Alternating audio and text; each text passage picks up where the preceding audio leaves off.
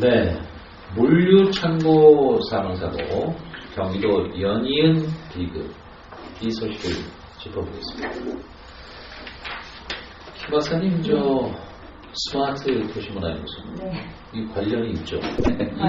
왜 이렇게 요즘 공장 사고가 일단 왜 이렇게 사고가 많다라고 전체적으로 얘기하기보다는 현장마다의 약간 사안이 좀 다른 것 같고, 이 지금 안산 평택에 이어서 지금 안성 사고 같은 경우에는 지금 신축 공사 현장에서 또 일어난 사고고, 이 사고는 또 추락 사고였고, 지금 현재 근로자 3명이 숨졌다라고 해서 또 보도했고, 또 그 중에 5명 중에 2명이 또 크게 다친 사건이다 해갖고 지금 굉장히 또 이슈가 되고 있고, 이게 이슈가 되고 있는 거는 중대재해처벌법 관련으로 해갖고 1월에 지금 시행이 되면서 더 이제 그쪽으로 초점이 맞춰지다 보니까 이제 계속 이슈가 되는 것 같은데, 사실 건설 사고는 계속 일어나고 있는 사고 중에 하나죠. 그거를 예방하기 위해서 이제 그런 법률적인 제도를 만들어서 좀 강하게 경영자 책임을 좀 묻자라는 부분에서 진행을 했던 부분인데, 지금 여기 안성 같은 경우에는 또 지금 중국 국적의 피해자들이어서 이 해외 근로자들에 대한 안전을 좀 어떻게 했냐가 또 하나의 이슈로 떠오른 것 같고요.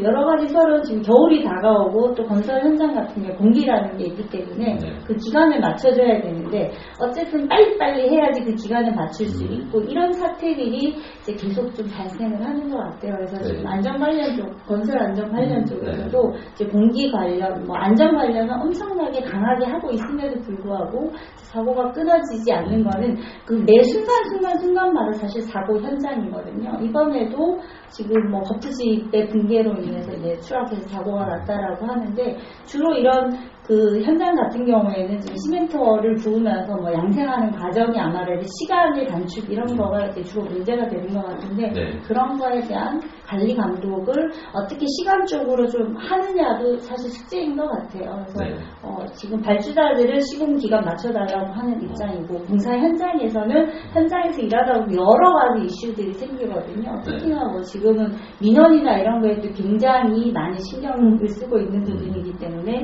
주위에서 민원 하나가 나오게 되면 작업 중지가 되는 그런 상황도 발생하고 하다 보니까 지금 사고가 계속 연이어서 일어난다 이렇게 말씀을 드리고 싶고, 또 지금 이 건설 현장에 뿐만 아니라 전체적으로 이제 중대재해처벌법에 대해서는 모든 지금 사업장들이 위험성 평가라든지 이런 제도를 더 강화하면서 사고 예방을 하려고 함에도 불구하고 계속 사고가 나요. 그래서 이거를 경영자가 잘못한 건지 근로자가 부주의를 한 건지에 대해서 굉장히 또 이렇게 지금 논란이 되고 있거든요. 이 현장 같은 경우에는 지금 민주노총에서 경영자가 관리를 좀 못했다라는 쪽으로 지금 방향을 좀 잡았던 것 같아요. 그래서 물론 이제 사고 경위는 정확하게 진단을 하고 조사를 해봐야 알겠지만, 그런 쪽으로 방향을 잡아가서 아마 조금 이 경영주 입장에서는 어렵지 않을까. 이제 이런 안전사고가 덜 나게 하기 위해서 중대재해처벌법을 만든 거 아니에요? 그런데도 지금 계속 퍼지고 있어요. 또 공교롭게 지금 큰 사건 3가지가 다 경기도에서 일어났어요. 이 의원님, 이 도민들도 국민들 입장에서는 참 답답한 게, 우리나라가 무슨 건설 상징국 해외에서 무슨 엄청난 수조 단위의 수주를 했다. 이런데 항상 이 국내에서 이 건설 사고 끊이지 않거든요. 어떻습니까? 결국에는 저는 이제 예산과 조금 관련이 있지 않나, 이런 부분들이 발생이 계속 반복되는 것이 이제 공기라고 하죠. 공사 기간에 대한 부분을 단축시켜야 되는 공사 기간 경영자 입장이 있고, 그것은 또 그것을 위탁한 곳에서 그 기간을 맞춰달라고 또 하는 부분들도 있고, 또 기간이 제대로 잘 하려면 박사님 말씀하신 것처럼 진행을 하다 보면 좀 늦어질 수도 있고 시간이 늘어날 수밖에 없는 상황도 있을 수 있습니다. 비가 오거나 여러 가지 상황이 있잖아요. 근데 그럼에도 불구하고 단축을 하려고 하는 것은 하루가 가면은 인건비부터 재료비부터 너무 많은 차이들이 나기 때문에 그런 부분들에 대한 제도적인 부분이 일단은 중대재해법에서도 그런 부분들의 세부적인 사안들이 좀 들어가야 되지 않나라는 생각들도 있고, 결국에는 그런 부분에서 나오는 것들인 것 같은데요. 거의 대부분 경영자 관리 미흡에 대해서 발생하는 결과일 경우에는 네. 그런 부분들이 제대로 안전시설이나 안전사고나 이런 것들이 제대로 갖춰져 있지 않고 또 어떤 근로자 입장에서의 그 급여나 이런 것들을 챙기는 거를 네. 조금 더 단축하고 뭐 하기 위해서 그런 부분들이 조금 뭐라 그래야 될까요? 조금 이제 꼼수에 대한 부분들이 생기면서 그런 문제들이 발생할 수밖에 없지 않나. 저희 이제 의원들이 제가 기초 의원을 할 때 왜 농담 삼아 그랬습니다. 왜 공공기관 관공서에서 이렇게 일을 진행을 하게 되면 비가 새냐. 네, 그런 말들도 했었거든요. 그런 것들은 네, 노무사적인 시각으로 노무자 생각에서 지금 이제 공익노무사 하면서 이제 산재나 이게 산업안전법상 안전 의무 이런 부분인데요. 건설 현장에 특이한 우리나라 구조가 있어요. 그러니까 원청, 하청 구조. 원청, 하청, 재하청, 재재하청. 가서 결국은 여기도 이제 공구리 팀을 외국인들이 하잖아요. 이분들이 소위 말하는 그렇죠. 모야지라고 해서 팀을 이렇게 구성해갖고 한 게 거기까지가 이제 우리 하청 내려가는데 이렇게 되면 아까 있는 대로 발주처에서 원청에서 금액이 자꾸 줄어드는 거예요.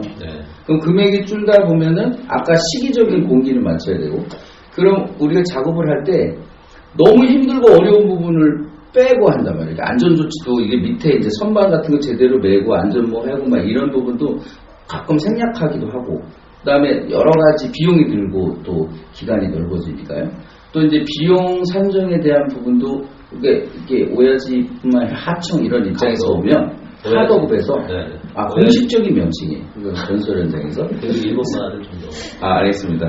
그래서 이제 그런 부분에서 이게 안전조치 의무가 많이 제대로 안 된 상황이 발생을 하고 지금 중국 동포들이 대량으로 많이 이제 들어와가지고 건설 현장에 투입이 돼 있거든요. 이제 그런 부분에서 이제 사전의 교육이라든가 사전 예방이라든가 안전조치에 대한 부분이 조금 교육이 미비하고 현장의 그런 조건들이 미비해되고 물론 이제 이 부분으로 하고 있는 게 이제 보상에 대한 부분 산재 처리가 되거나 아니면 이제 아주 복잡하지 않아요 산재 처리? 산재 처리는 그렇게 복잡하지는 않습니다. 산재 처리는 어떤 무과실 책임이기 때문에 서로 과실을 따지거나 하는 게 아니고 근로자가 현장에서 일을 하다가 사고를 당했느냐 요것만 따지게 되거든요. 공공기관에서 그 산재 처리 받으려면 엄청 힘들어요. 네, 크게 보면 이제 산재는 산업 인력까지 모른다 이런데 업무상 질병 형태가 있고 업무상 사고 형태가 있거든요. 요건 업무상 사고 형태라 사고는 현장에서 이러다 다쳤다라는 것만 입증하고 사망했다는 입증인데 질병은 틀리거든요. 그래서 그런 산재 문제 전에 이 산업 안전에 대한 부분을 지금 강화하기 위해서 중대재해처벌법도 만들고 여러 가지 조치 근로감독관 기능도 강화하고 있는데 그래서 요즘에 이제 새롭게 특이하게 이제 제시되고 있는 게 이 근로감독관 권한을 좀 지자체로 이양을 좀 하자. 왜냐하면 이런 부분이 산업 완전히 국가 업무이기 때문에 현장에 제대로 잘 하질 못해요. 이제 근로감독관 인력뿐만 아니라 이 현장에서 그래서 좀 지자체로 이런 부분을 이양해서 현장의 관리감도 좀 강화하자. 이런 부분에 대한 주장이 많이 있거든요. 그다음에 그렇게 해야 아까 원청, 하청 구조에서 발생하는 여러 가지 여러 가지 단가를 이렇게 낮추는 부분, 그다음에 안전조치를 제대로 못하는 부분, 이런 게 현장에서 직접 관리 감독하는 건 감독관인데 그 인력 부족을 해서 못하는 부분을 지자체에서 같이 우리가 이제 특별사법경찰관은 있지만 그거하고 또 별도의 이런 그 노사 현장에서 특별사법경찰을 지자체에서 할 수 있는 그런 부분을 도입할 필요가 있을 것 같습니다. 그리고 지금 건설 현장은 그 정도 하고요. 지금 그 물류 창고에도 요즘 또 사고가 많아요. 추락 사고도 있었고 가장 이제 비극적이었던 거는 그 SPC 공장 아니겠어요? 그 여성 근로자들하고요. 거기 그 소수 배합 거기에 빨려 들어가서 숨을 졌어요. 근데 이 SPC 회장이라는 분이 일주일 있다가 사과를 했어요. 제가 볼 때는 별로 그렇게 진정성이 없어 보였어요. SPC는 참고적으로 말씀드리면 그 파리바게뜨 있지 않습니까? 그 회사입니다. 그 주식회사 샤니로 나오는데 거기가 이제 자회사고요. 또 우리 던킨 도너츠, 베스킨 라빈스, 이거 한국 지회사가 바로 SPC입니다. SPC. 여기서 아주 비극적인 사고가 나죠. 김 박사님이 저 물류창고, 네. 또 뭐 빵 공장, 이 집이 건설 현장 분이 아니에요? 그렇죠. 네. 이 산업 현장, 이제 이런 현장들이 사실 중대재해 포함한 현장들이거든요. 네. 이런 현장들은 아시겠지만 동일한 작업 계속 반복이 되고 있고 또 위험한 기계가 계속 돌아가면서 불구하고 근로자들이 같은 작업을 반복적으로 하다 보니까 안전에 대해서 좀 둔감해지는 부분도 하나의 요소가 좀 되지 않나라는 생각이 들어요. 요즘에 이제 뭐 이게 법이 워낙 강화됐기 때문에 그 고용주들은 최대한 교육을 많이 시키려고 하거든요. 건설 현장 같은 경우에도 일용직 근로자들이 주로 많은데 이분들이 오면 그냥 현장에 투입시키는 게 아니라 뭐 이렇게 안전관리 교육 시스템을 해서 뭐 1시간 정도 미팅을 하고 주의할 점이라든지 그날 할 작업에 대해서 충분히 설명을 하고 심지어는 뭐 이렇게 체조까지 다 하고 현장에 투입을 시키거든요. 근데 그럼에도 불구하고 사고가 나고 이 제조 현장도 마찬가지인 거예요. 제조 현장에도 굉장히 뭐 장갑을 끼고 작업을 하게 되면 기계에 빨려 들어가고 이런 것들이 빈번하기 때문에 그런 거 하지 마세요라는 교육을 굉장히 많이 할 거예요. 그리고 지금 산업안전보건법 관련으로 해갖고 되게 강해졌기 때문에 이런 거에 대해서 안전기준이라든지 규칙이라든지 위험성 평가라든지 끊임없이 돌아갈 건데 제가 봐서는 현장 근로자들이 물론 이제 중간에 감독하시는 분들도 좀 문제가 있겠죠. 그러니까 계속 그걸 해서 주지시켜야 되는데 늘 하던 작업이니까 주지시키지 못한 부분이 좀 문제가 되지 않았나라는 생각이 드는데 제일 중요한 거는 물론 경영자들이 법을 강화해서 처벌하는 것보다는 물론 처벌도 해야 되겠지만 그것보다는 현장 근로자들이 어떻게 하면 더 안전에 주의를 할까를 우선적으로 생각을 하고 이분들은 이거 계속 해오던 일이니까 괜찮겠지 그 괜찮겠지 하면서 사고가 나거든요. 그래서 요즘에 이제 안전 전문가들이 늘 하는 이야기들이 하나 있는데 안전은 그동안은 이제 뭐 이런 SPC 제조 현장은 별로 얘기를 안 했다가 이번에 이제 사고가 나면서 막 이슈가 됐잖아요. 그러다 보니까 이 안전을 이야기하시는 분들이 야 역시 안전은 피를 먹고 사는구나 이런 얘기를 할 정도로 안전이 굉장히 위험한 거거든요. 그래서 이런 사고가 나면 다시 재정비에 돌아가는 리셋해가지고 여기 문제 없는지 살펴봐 뭐 이런 식으로 되어 있기 때문에 저는 일선에서 일하시는 분들이 어쨌든지 그 인식교육을 계속 끊임없이 알지 이해하고 있겠지가 아니라 정말 현장 투입될 때마다 끊임없이 해야 되고 지금 뭐 아마도 가보시면 아시겠지만 우리가 흔히 가는 데가 저 같은 경우에 이제 한 번씩 그 자동차 검사할 때 이제 검사소 같은 데 가거든요. 그런데도 자동차 검사하시는 분들이 뭐 엔진이라든지 타이어라든지 보면서 뭐 우리가 보기엔 흔히 하는 일 같은데 아마 제가 한 2년에 한 번씩 일을 검사하러 가면은 현장이 바뀌어 있어요. 예전에는 뭐 위험 안전 표지판이 별로 없었는데 최근에는 다 안전 표지판. 눈이 딱 올 정도로. 그러니까 그 정도로 그 인식을 시켜줄 필요가 있다. 근데 그것들은 어쨌든 고용주 의지로 인해서 이루어지는 거기 때문에 그런 부분도 더 강화해야 된다. 그리고 근로자들이 계속 끊임없이 교육시켜야 된다. 그런 거죠. 지금 중요한 말씀 하셨는데요. 그러니까 이게 매뉴얼 중심으로 이게 이제 확산돼야 되는데 그런 의식이 좀 부족하다. 근데 저는 또 이번에 느낀 게 사고 이후에 그 행태 말이죠. 이 여성 근로자가 SPC 같은 경우에 사고가 났는데 그 기계에서 계속 빵을 만들었다는 얘기 아니에요? 그래서 지금 불매운동하면서 피 묻은 빵을 먹어야 되느냐 지금 이런 보고까지 나왔어요. 이 기업인들이 안전사고, 그 다음에 안전사고가 났을 경우에 그 이후에 우리 노동자들을 대하는 자세가 이게 정말 그 인식이 너무 부족한 거 아닌가 이런 생각 드는데 어떻습니까?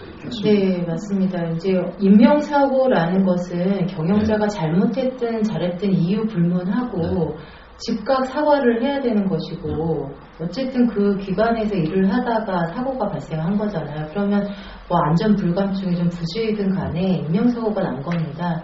그렇기 때문에 즉각적인 사고가 해야 되는데 거의 일주일 정도 넘어서 사과를 하면서 또 뭐 즉각적으로 안전산업 진단을 받겠다라는 부분들도 얘기를 하고 그리고 뭐 향후에 3년간 총 1,000억인가요? 들여가지고 투자를 좀 하겠다라고 하면서 몇 가지를 제시를 하셨는데 그런 부분들이 지금 우리 김지현 박사님 말씀하신 것처럼 사전에 그런 부분들에 대한 매뉴얼이 있다고 매뉴얼대로 진행을 하고 그것이 제대로 이행되는지에 대한 부분들도 아니면 어디다 위탁을 해서라도 본인들이 해야죠. 그리고 대기업들이 그런 부분에선 더 신경을 써줘야 되는 거 아닙니까? 근데 그런 부분에 있어서 너무 그 사후 조치에 대한 부분이나 대응이 좀 인간적이지 않은 거 아닌가라는 생각들도 좀 들고요.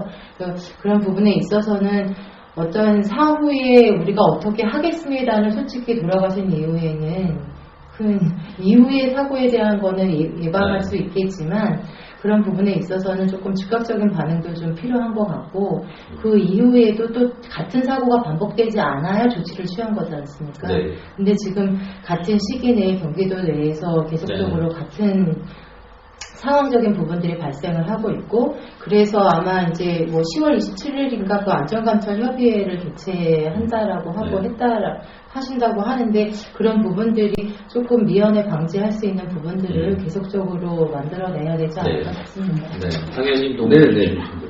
이게 이제 숨어 있는 부분 중에 하나가 이게 이제 사고가 나게 되면은 한 달 내에 이제 재조사표를 노동부에 제출하게 되는데 그런 거를 해결하기 위해서 많은 부분에 합의를 유도를 해요. 지금 좀 숨어있는 통계 건수에 이걸 암수라고 하는데 그 합의를 유도하고 합의를 안 하면 불이익을 줘서 억지로 합의케 하는 그러면서 이제 아까 산재를 하게 되면 재율로 들여서 피해가 있다고 생각해서 자꾸 그런 합의 문화를 유도하고 이렇게 하거든요. 그러면 그 부분이 재해가 다시 예방이 안 돼요. 이런 부분이 정상적으로 처리가 안 되고 근로자는 울먹여잡기 식으로 합의를 하게 되는 거고요. 그럼 몸의 치료 부분도 정상적으로 되지 않고 예방이라든가 재해가 났을 때 제대로 된 절차를 밟아주지 않기 때문에 다시 악순환이 되는 거죠. 이런 부분에서 재해는 다시 발생하고 또 제대로 처리하지 않고 이런 악순환이기 때문에 그런 현장 감독에 대한 부분 전에 아까 말씀하셨더니 인식이 중요하거든요. 이건 재해는 예방해야 되고 또 사후에 발생했을 때는 정상적인 절차를 통해서 국가의 도움을 받고 산재고 그 다음에 자체 내에서 재해조사표를 제출해서 예방이나 재해 과정이 이렇게 절차대로 진행되는 그런 준수적인 측면을 되게 강조해야 되는데 이런 인식도 잘 안 돼 있고 합의로 무마하려고 하는 이런 것들이 암수로 굉장히 숨어있기 때문에 그런 부분도 우리 현장에서 많은 부분으로 새롭게 개선해 나가야 될 거라고 생각합니다. 알겠습니다. 네 번째 주제는 2000 덕평 우유 참고공장 그리고 평택 경에서 사고가 있었죠. 그 전에는 또 SPG 사태, 이 산업안전 문제에 경기도에서 일어났습니다. 이 문제 짚어보겠습니다.